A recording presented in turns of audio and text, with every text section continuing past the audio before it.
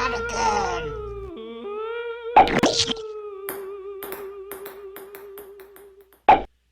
Piece of shit! The celestial navigation theory. True or fake? Let's find out. In this video we look at some history about celestial navigation, and we look at some guy that explains celestial navigation. That guy owns a sailing school, but I don't think he's aware of all the flaws, and I will show you some nonsense on that. It must be a theory. Celestial navigation on the ocean cannot be real. Let's have a look. What do you of Naval Observatory have to say about the Nautical Almanac?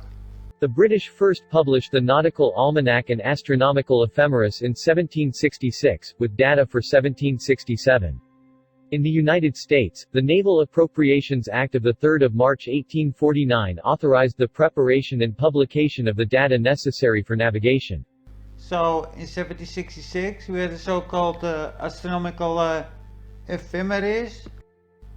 The Naval Appropriations Act of 3 March 1849 authorized the preparation and publication of the data necessary for navigation. In 1849 authorized the preparation and publication of the data necessary for navigation.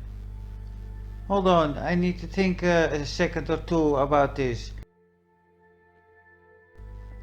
So, before they adjusted this so-called almanac, this data, to nautical data, this guy in the 1700s was making clocks, and they were being tested, and this one was even tested on a river. Can't believe that shit. So could he not test it just on the street, or on his horse, you know, riding his horse and testing this device? Get the fuck out of here. I just love brass or copper nautical clocks, because they oxidize very fast with salt water and salt air. What you think will happen if oxidation sits on those sensitive gears? After a week this thing is 2 hours behind.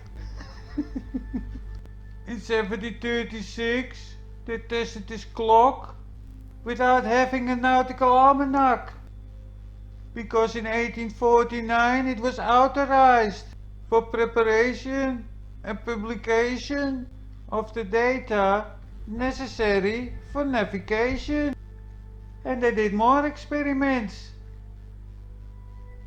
So you did all this without a nautical almanac, because the data was adjusted in the late 1800s. What a bunch of crap. Here is a sea clock. Yeah, it was just a normal clock, not a sea clock. No one in the 1700s thought of the pocket watch as a serious precision timekeeper. So nobody took two clocks and set them side to side and compare the time precision between the two, or 10 clocks, and pick the right clock. So they could have take all different kind of clocks, of course, pocket watches, church bells. What a bunch of crap. Where I see these retarded stories before, I show you later. Yeah, and back in the days they could figure out lunar distances with just an angle. Oh wow, once at Barbados they were determined the island's longitude by observations of Jupiter's satellites. Huh. And once you're back at Barbados, You will determine the island's longitude by observations of Jupiter's satellites. The Harrison clock wins. I doubt this even really happened. It's just a bullshit story. He won the prize with his clock. For this purpose the U.S. Nautical Almanac Office was established in the same year. The American Ephemeris and Nautical Almanac was first published in 1852, with data for 1855. The Nautical Almanac has been published separately from its parent publication in the UK since 1914, and in the US since 1916. Since the unification of the almanacs in 1958, the U.S. Nautical Almanac Office has produced the Nautical Almanac in full collaboration with Her Majesty's Nautical Almanac Office. Just fake story after fake story after fake story.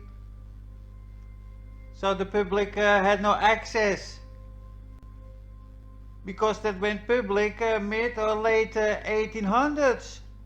Why do you release it in first instance? Because your enemies can use it also.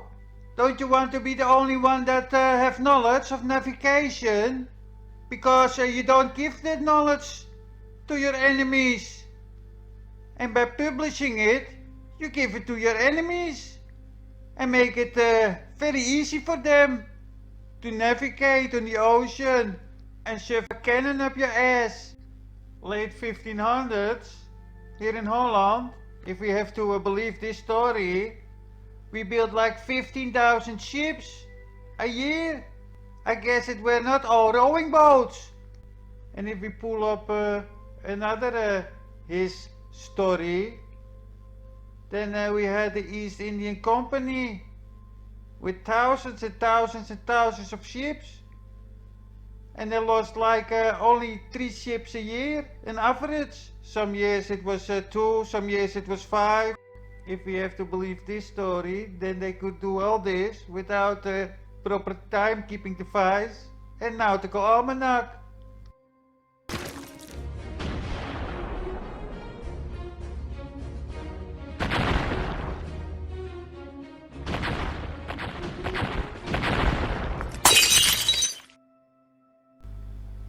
Where do we get those near perfect maps?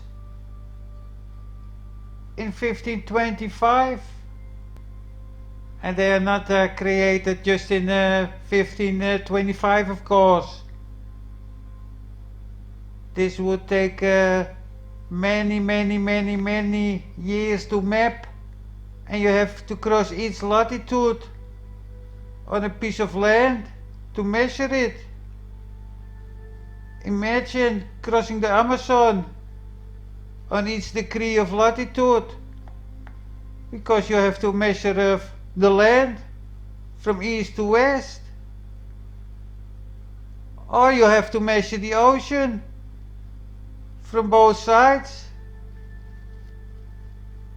and that is impossible because we have leeway, we need to tack, and a trip like this take 2 months in your sailboat, so that's impossible because you need a correct time and you have to know your speed, otherwise it's impossible to measure.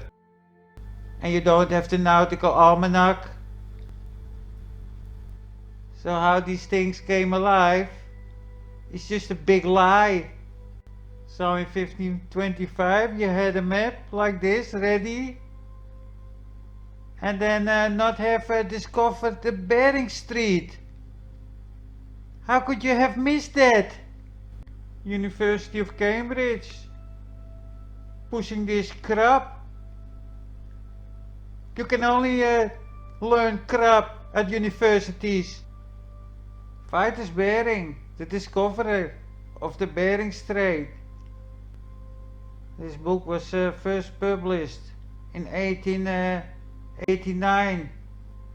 It's just a made-up story. It's just fake as fuck. So this retard was born on August 12, 1681.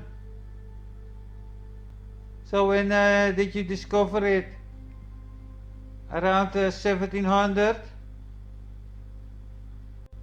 That's 175 years later. Don't tell me some fat 400-pound Reed discovered the Bering Strait 175 years later. And it come to my attention, they all have paintings or pictures of these guys. How many of you have a painting or a photo from your grandparents? You don't have that, but those guys seems to have a ton of them. These guys are all cartoon figures. Just cartoons. They never existed. All the history is just fake. Here, Al Bundy. Just a made-up person. With a cartoon. Plato. Historical figure. No. A cartoon figure.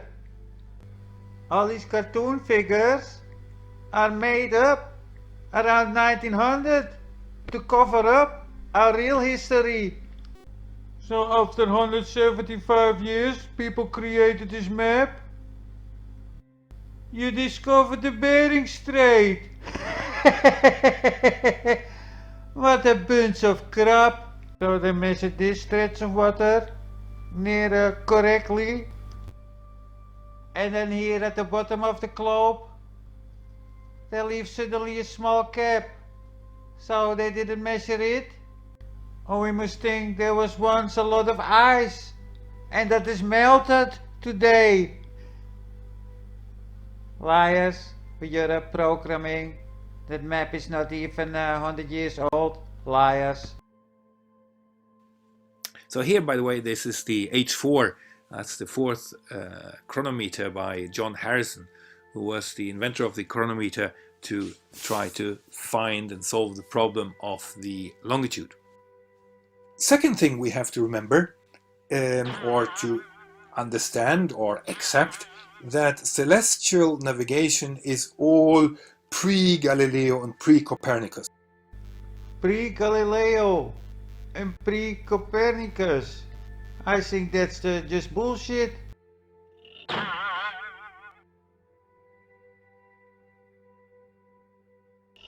Look at the faggot with the wig.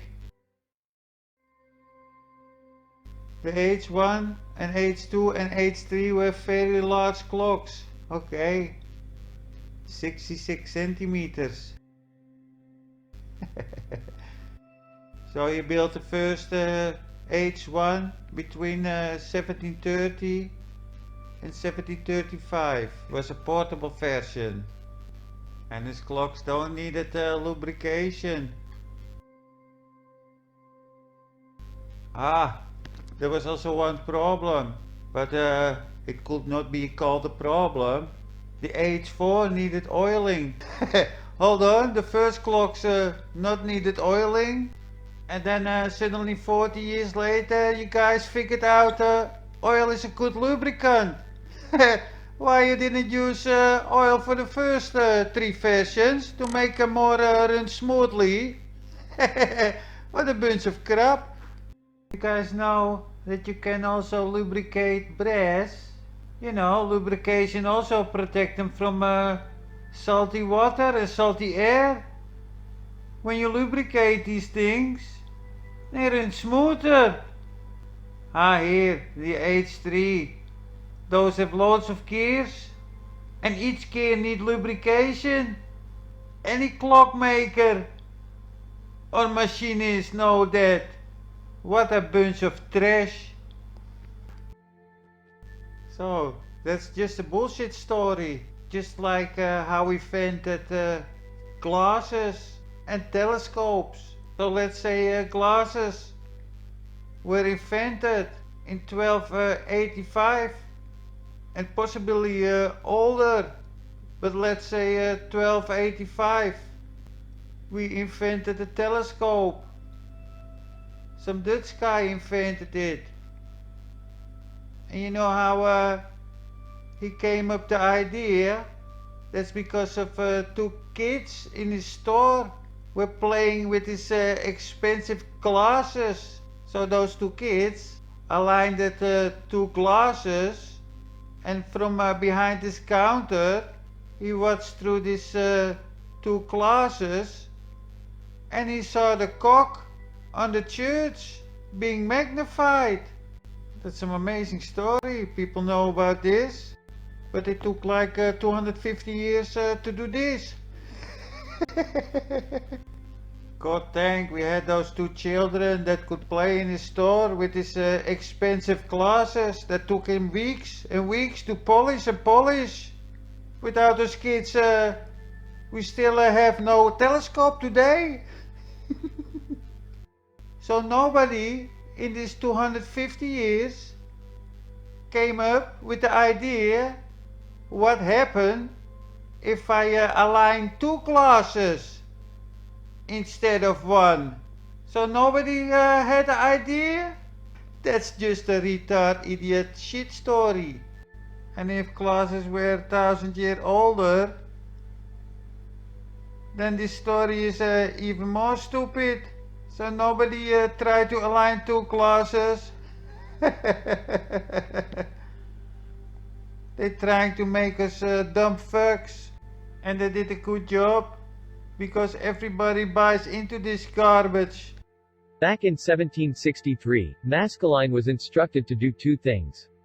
Firstly, he was to make longitude determining astronomical observations during the voyage, and, secondly, to make observations on land when the ship arrived in order to determine the island's position, a prerequisite for an effective trial. The three methods under trial in 1763 would be deemed successful if they succeeded in predicting Barbados's longitude to within a degree or half a degree. They were, 1. A marine chair made by Christopher Irwin that was intended to steady an observer to allow him to measure the positions of Jupiter's satellites at sea. So you try to watch tiny planets on a boat with a 1760s telescope? You need flood dead calm water without any current, without any motion of the waves. That's impossible on the ocean. Eclipses of Jupiter's moons were already used as a celestial timekeeper to determine longitude on land. Yeah, it was easy to do it on land in 1763, or not? On June 3, 1769, British navigator Captain James Cook, British naturalist Joseph Banks, British astronomer Charles Green and Swedish naturalist Daniel Solander recorded the transit of Venus on the island of Tahiti during Cook's first voyage around the world. Oh, look, wow, world's first mobile observatory.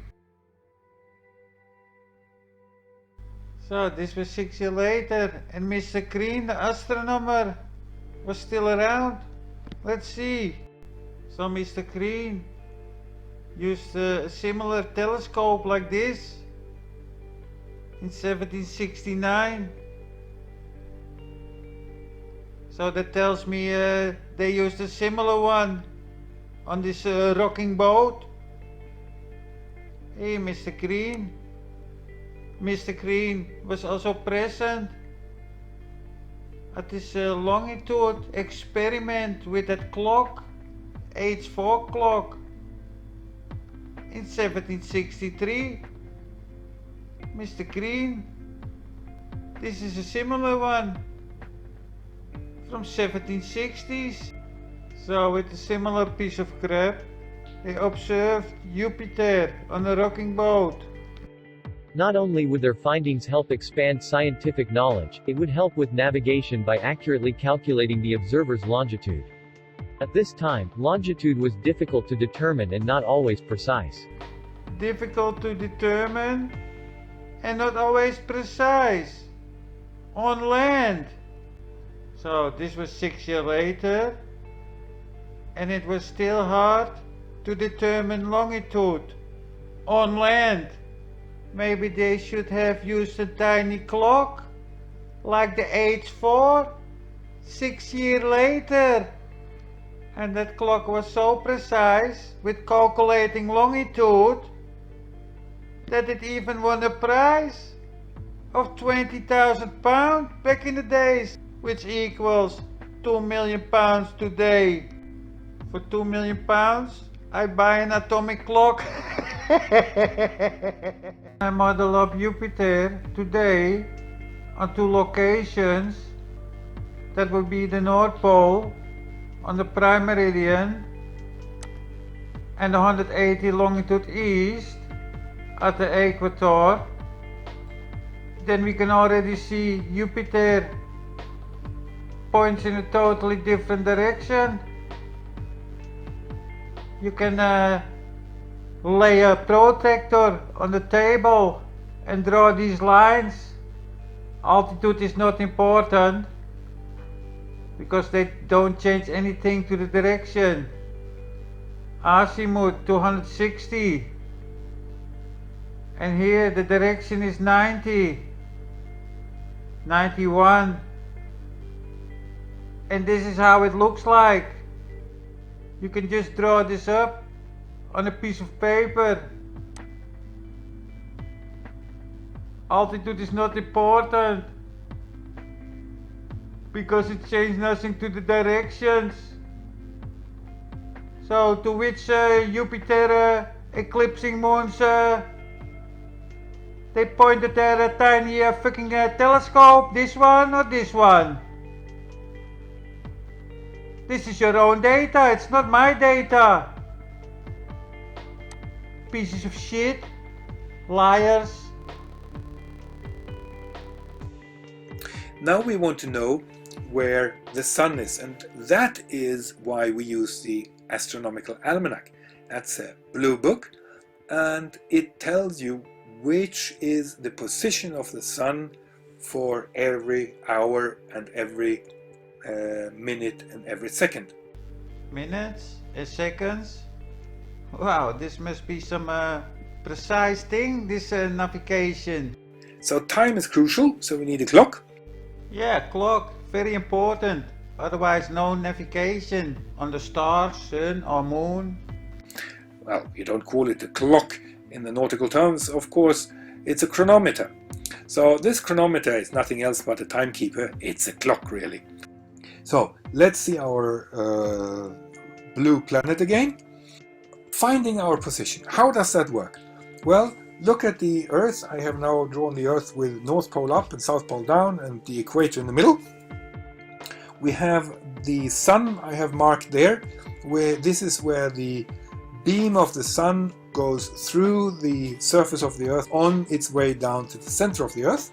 And we have us somewhere on our wonderful blue planet. So, what we can do by measuring the object by means of the sextant, HO, we can get the zenith distance. So we have a zenith distance in nautical miles or in degrees from the star or the sun and us. This is the distance. No, that's called angle. This represents no distances. Otherwise you can measure the distance from Earth to the Sun, and that's impossible. We are somewhere this far away. We don't really know which direction, more than approximately.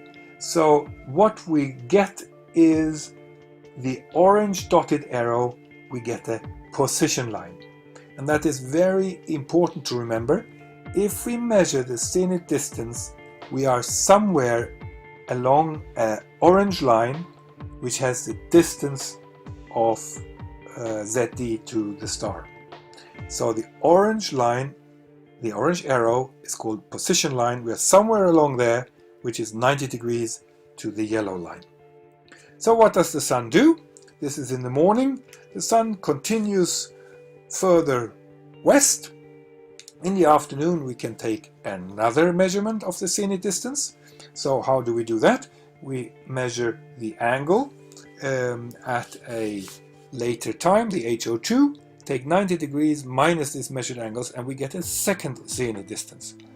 What you point out here is like 6-7 hour Earth rotation. So how do you stay on your spot for like 7 or 8 hours and wait for your second measurement. So don't you have to continue your journey? So you have to stay still and drop out your anchor. But what if this ocean is like 100 meters deep and the rope of your anchor is too short? You know, oceans have all different currents. 1.5 meter per second, 2.5 meter per second, 1 meter per second, and even a little bit less. So let's say you're waiting 8 hours for your second measurement and you cannot drop out your anchor. And if you do 1 meter per second, that would be in 8 hours, you drift like 28 kilometers. And of course, when you drift 28 kilometers or 14 kilometers, then your first measurement is totally worthless, of course. And when you drift away 28 kilometers, that means there is 61 meter altitude difference. Because that's how a globe works. And on a flat level plane, you won't have this idiot number. Let's do 14 kilometer. 40 kilometer. So this is 15 meters and a little bit. I don't see that back in the correction tables from the Nautical Almanac. Pieces of shit. So is this clear to you? This disproves we are living on a globe, and it disproves celestial navigation on the seas and oceans. I cut you by the fucking balls. Nobody can debunk this. I can stop this video here, but I won't. I will pull open the trash can a little bit more. Pieces of shit. Okay, let's say you can stay on your spot for 8 hours. But I foresee many factors why you cannot take this second measurement.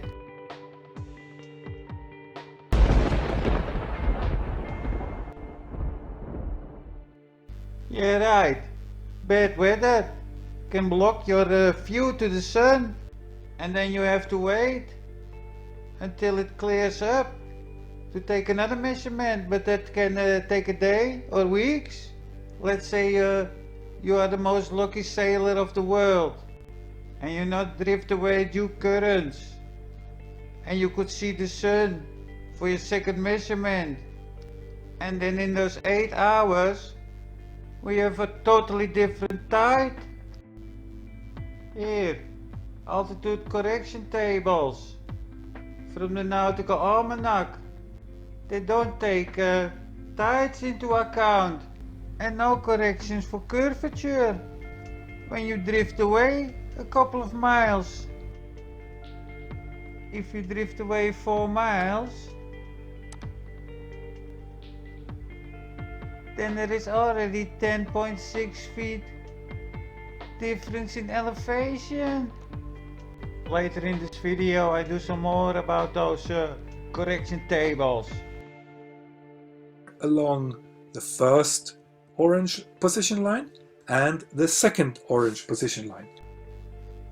So you are somewhere in this area.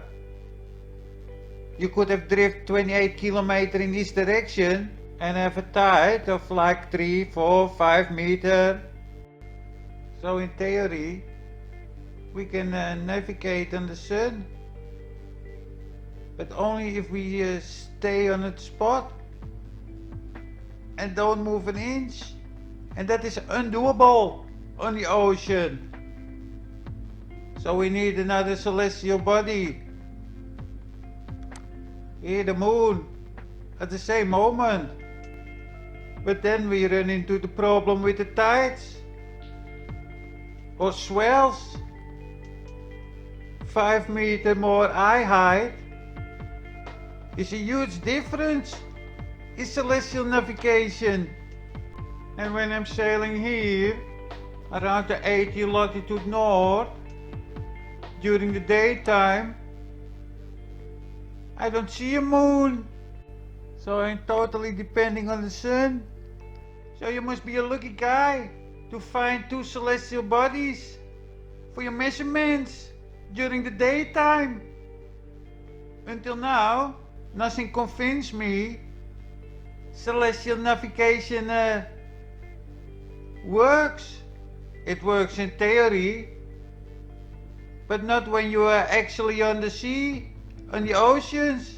I doubt anyone ever did it. Too many error factors come into play. And when you navigate at night and you see the moon and you want to know your location, do you know which star to choose from? There are so many. Do you know which one is which? Impossible. Anyone looks at the sky and see a million stars and pick the right star for your second measurement. So you pick this star. Which one is it? Let's look and repeat the idea of the whole thing, packed in a little slightly different way, so you can understand how clever this is done. I don't call that clever. I just call that reverse engineering. Very simple. Once you have all this data, then you can easily reverse engineer it, because there is no two places on Earth on the same moment with the same azimuth and altitude. A 6-year-old child could have made it up. Don't call it clever, call it reverse engineering. Very simple. So, we have the Earth in the universe, we have a star, or the sun in this case. Somewhere on this wonderful blue planet we are with an assumed position. So it all starts off with that we need to approximately know where we are. Approximately. In what range we have to think? 5 kilometer, 10 kilometer, 100 kilometer. I don't think this guy realized how much curvature there is over a couple of miles. I guess not. We should know if we are somewhere on the Atlantic and approximately how many days we have been sailing. No, not approximately. You have to know how much days you sail, how much hour you sail, how many minutes you sail, and of course in what direction you sail, because then you can look in your tiny nautical almanac. So you have to know your exact spot for your second measurement, not approximately. And we have been good doing dead reckoning, most probably from the day before when we had a fix by astro calculations. So we have a dead reckoning, so we approximately know where we are. So you took measurements from the day before, and then you sailed 100, 200 kilometers with leeway and tacking.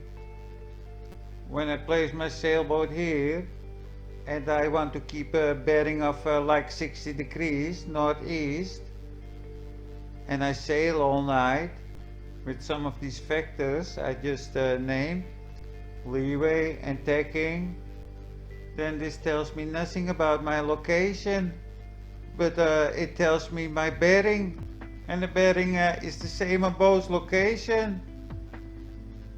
And then my measurement from the previous day is totally worthless, and I can start all over again. So I still don't know where I am. And then finally we also have a question of waves. If we have waves, do we have to take the waves into consideration when it comes to calculating the dip? No, don't worry about the waves. Why?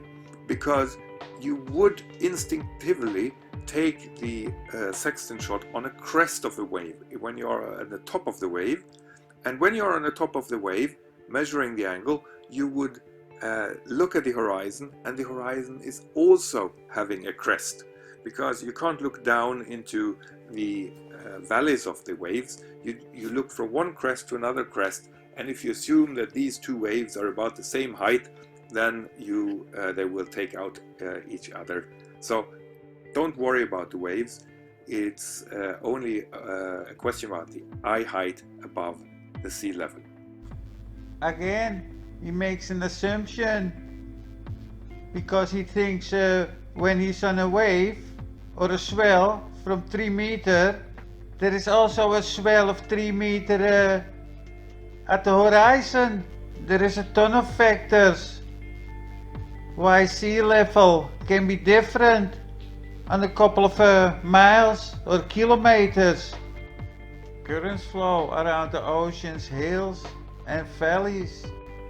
So, from 4.6 mile distance, you know how the bottom of the ocean looks like and how high the waves are on 4.6 miles. Waves and swells and even the saltiness and temperature of the water can give you all different measurements. Let me see. Let me give you a side view.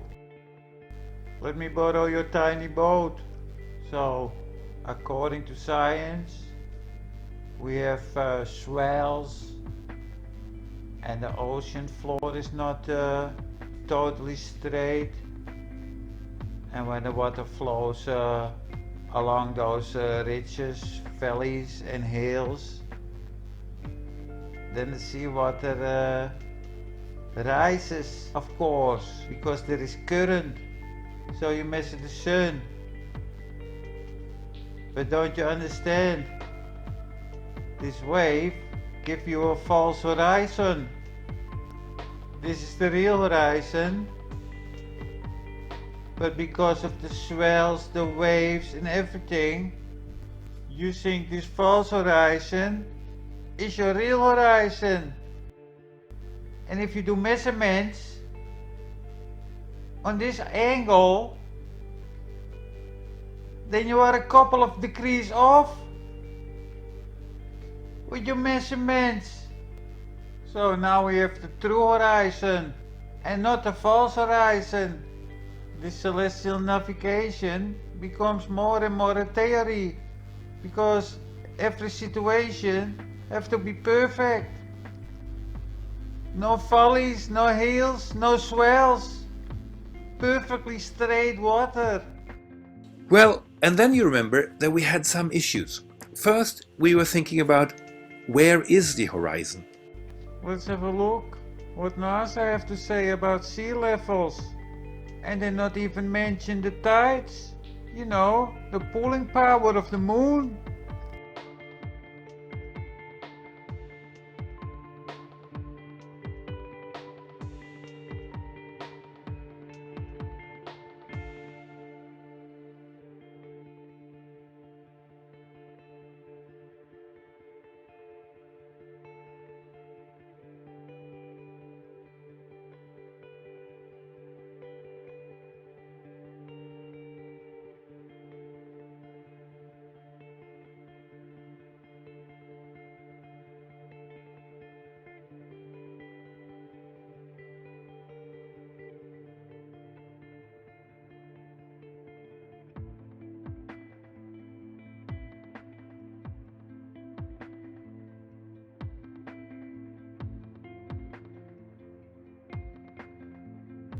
So did they forget to add the moon in that tiny video?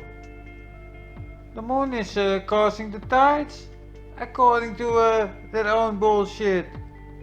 And must be a huge factor in that sea level story.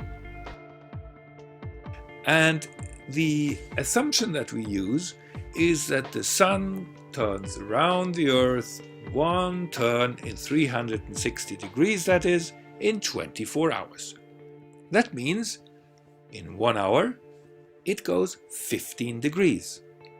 In 4 minutes 1 degree, in 1 minute 15 minutes, and in 4 seconds it goes 1 minute on the arc.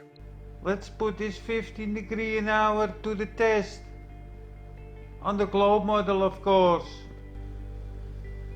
They all use childish models, trying to explain the stuff in the sky. So I'm gonna do that also. But the difference is, I'm going to use official data and seeing if that sun going with 15 degree an hour. Let me use two of your sailboats. One here and one here. It's 8:10 and the altitude is 30.66 and the azimuth is 90.3. So 15 degree an hour. Let's see what happens if we move an hour forward. 30.66, 90.3. So in this hour, on the equinox, the sun should move with 15 degree an hour, according science and according to the celestial sphere. This is the celestial sphere. This represents altitude. And the azimuth you can translate to a rotating earth, of course. Otherwise this celestial body cannot make circles with 15 degree azimuth per hour. So this is azimuth. That's the circle. And azimuth is never up and down, of course.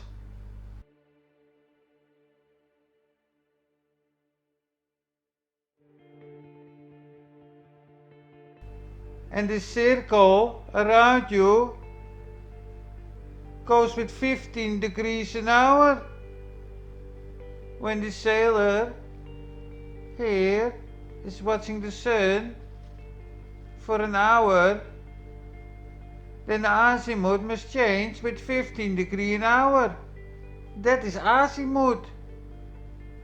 And we don't see that. Azimuth 90.3. 1 hour later 90.01. So from 90.03 to 90.01. That's 0.2 degrees in an hour. No 15 degrees. Let's move a little bit forward and see how much the azimuth changed now for this tiny boat. I don't know why I drawed up this boat, just for fun I think.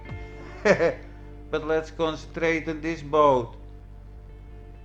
So we had 0.2 degree azimuth. So now we're 2 hours later, and the azimuth changes only with 0.10 degrees in 3 hours. That's weird. Let's move it a little bit further. Wow.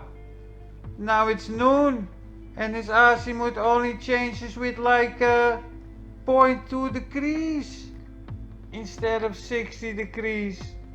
Almost 4 hours Earth rotation or sun rotation on the flat Earth. Can somebody solve this riddle for me?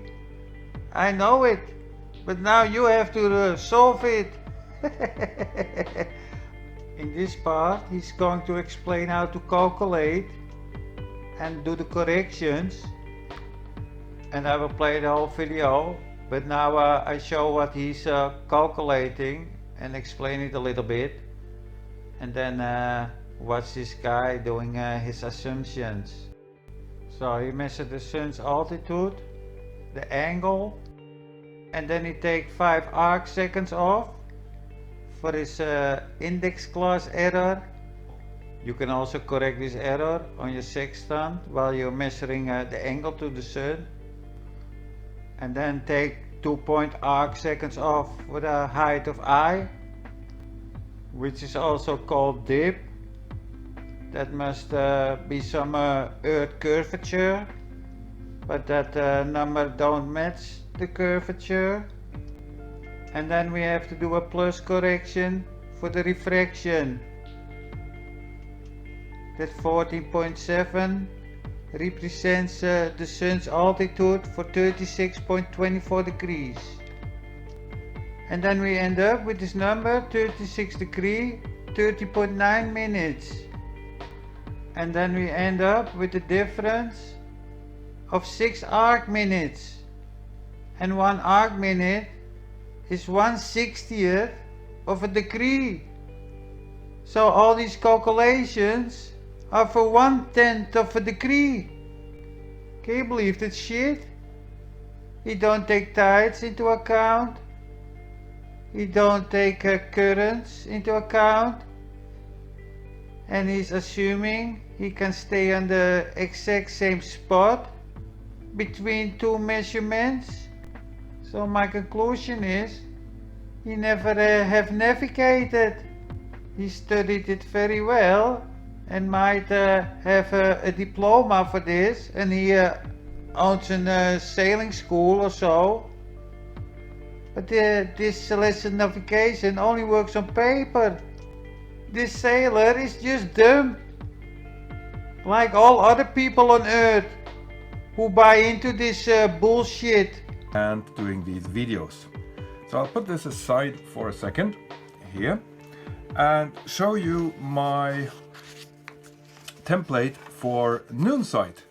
So this is the template for Noonsight, and we will go through all these different steps, and I have a little drawing here which is also very useful, but we will concentrate now on this part here, measuring the observed altitude HO. So let's say that we are 2.5 meters, I'll write this down here, 2.5 meters above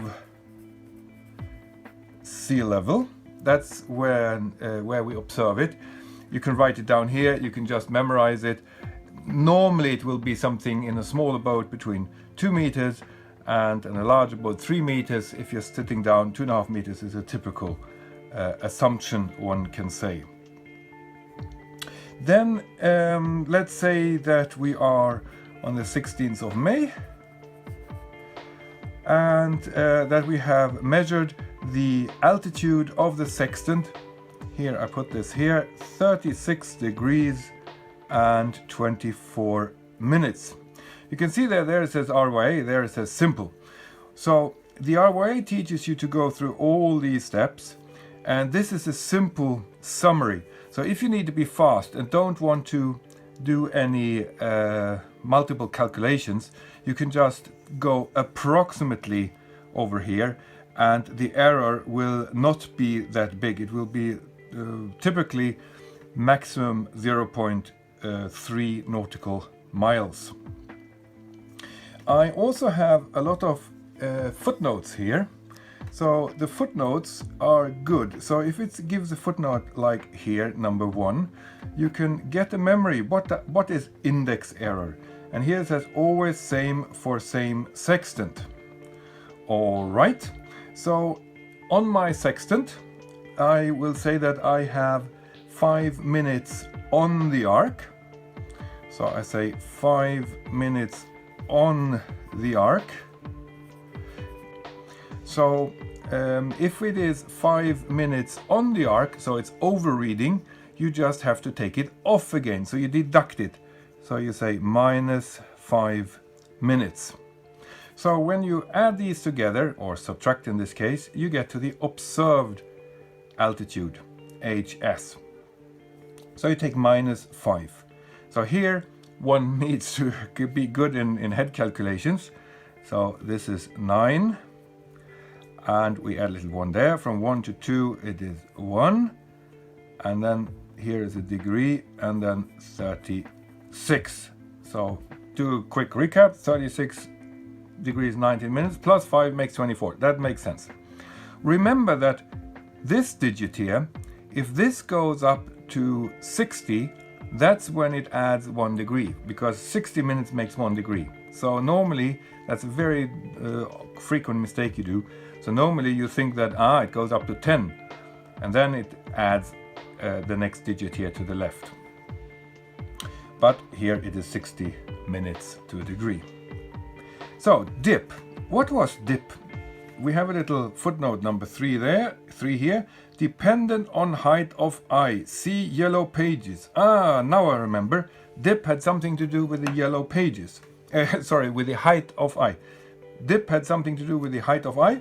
So we look at the yellow pages. Here is the Nautical Almanac. The yellow pages is not to find where the next pizza is, but the yellow pages here, and there's only one, is this one. You can even cut it out to have it as a bookmark, which is quite practical.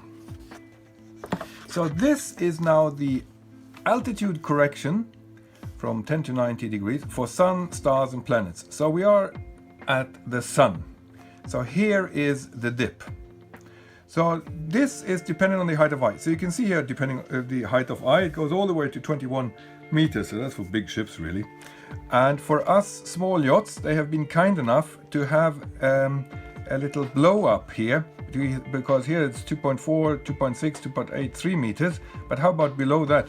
Here we have a little extra height of eye correction, so we can go and look at that. So if we have 1 meter, this is the correction, 1.5, 2 meters, and so on. And here it is this huge heights up to 48 meters. Well, we don't need that.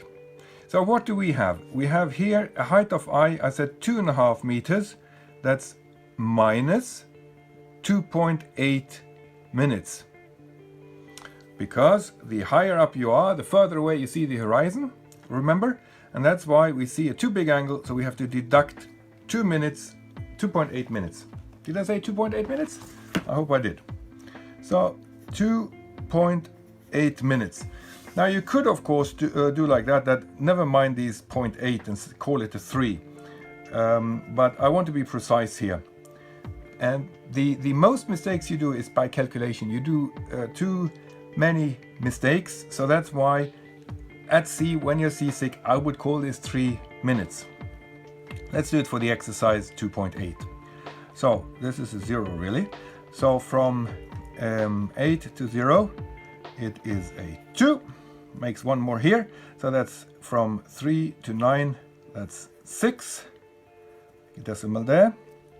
And then from 0 to 1 is 1, and then it is 36 degrees and 16.2 minutes.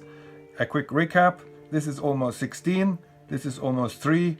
So 3 plus 16 is 19. So it's approximately right. I always do this eyeball check because it's so many mistakes you can do. Now, next correction is the sun correction. What was that? 4. 4, always positive for lower limb. All right. I forgot to mention that we shoot the lower limb. I can write it down here. This is so frequent. I didn't even make a note of it because the lower limb is what you normally do. You put the sun onto the horizon, so it's above the horizon. So upper limb is really an exception. So always positive for lower limb. See yellow pages again. All right, get my Nautical Almanac back. Yellow pages. So here are these corrections for the sun. It says sun there. And now we have October to March and April to September. So we have to remember which months of the day we are, of the year we are. We're 16th of May. Of course, we know that when we're out sailing. So we are here. And now we have to look at the apparent altitude that we have measured.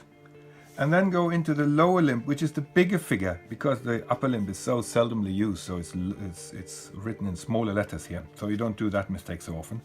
And remember that the lower the angle, the bigger the refraction. And that's why this correction has to do with the semi-diameter, which is built in, and the refraction. And they don't even have degrees below 9 degrees and 39 minutes, because you shouldn't shoot them, because the refraction is far too big. So I can't remember. What did we shoot? we said down here 36 degrees and 16 minutes. So we are here 36 degrees. 36 degrees. I think I'll have to show you here. If I go up there. Can you see it? No. Shit. So there. 36 degrees is somewhere between 35 and 15 and 37.24. So in between here, you make a correction of plus, that's what I said, is always positive for the lower limb, plus 14.7 minutes. 14.7, we remember that, plus 14.7. So now we add these together. So 7 plus 2 is 9. 6 plus 4 is 10. So that's when the digit moves over. 1, 2, 3. So that's 36 degrees and 30.9 minutes. Call it 31 minutes really.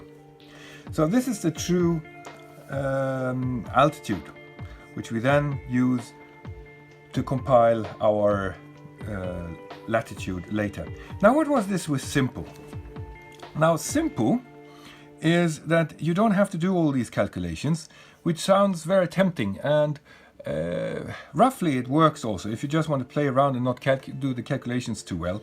But for the ROA Yachtmaster you really have to do all these corrections. Now what does simple mean? Why is there an arrow here over the index arrow? Well, it says 2.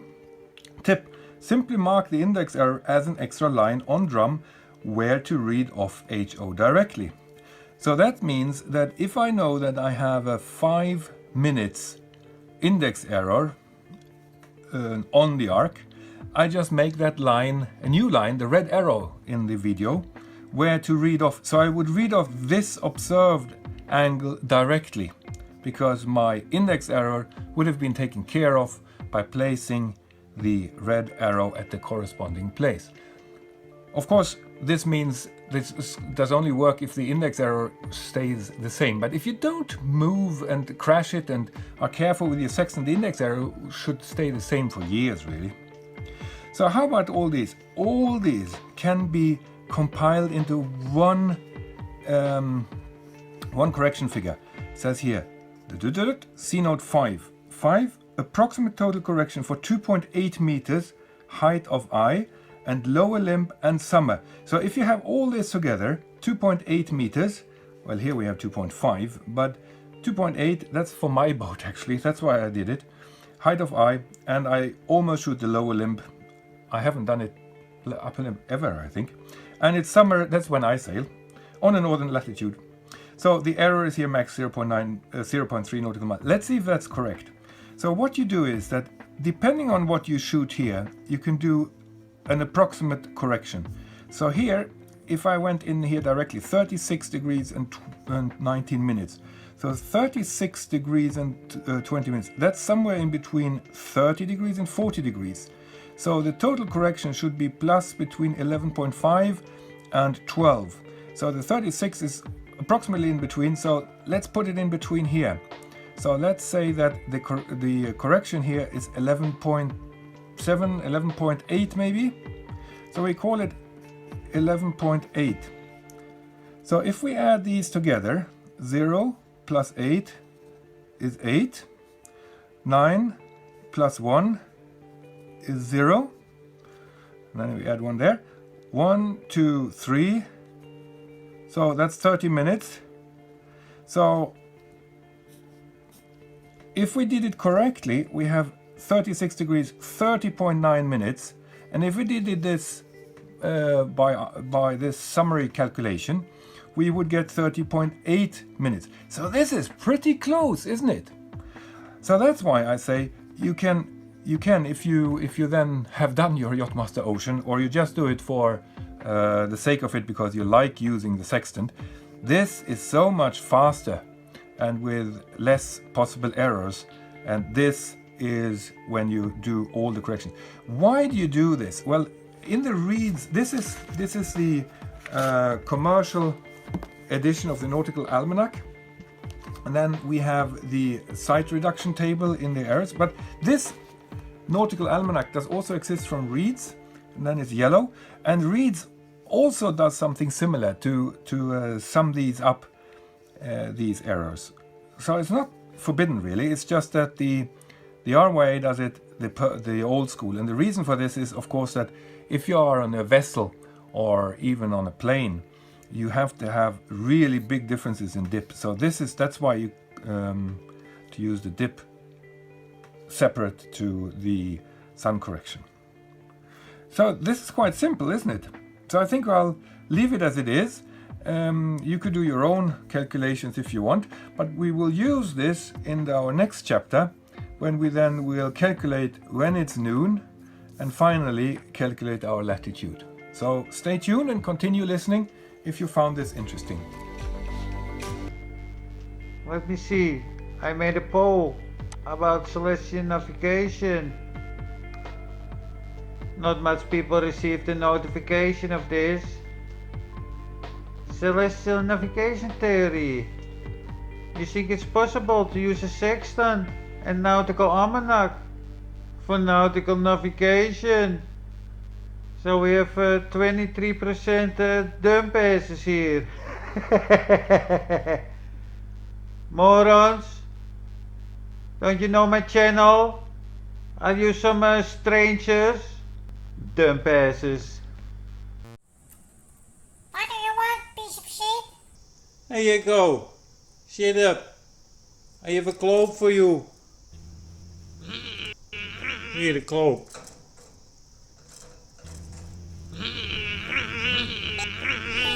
Piece of You shit, don't Paul. like cloaks. That's all, bro.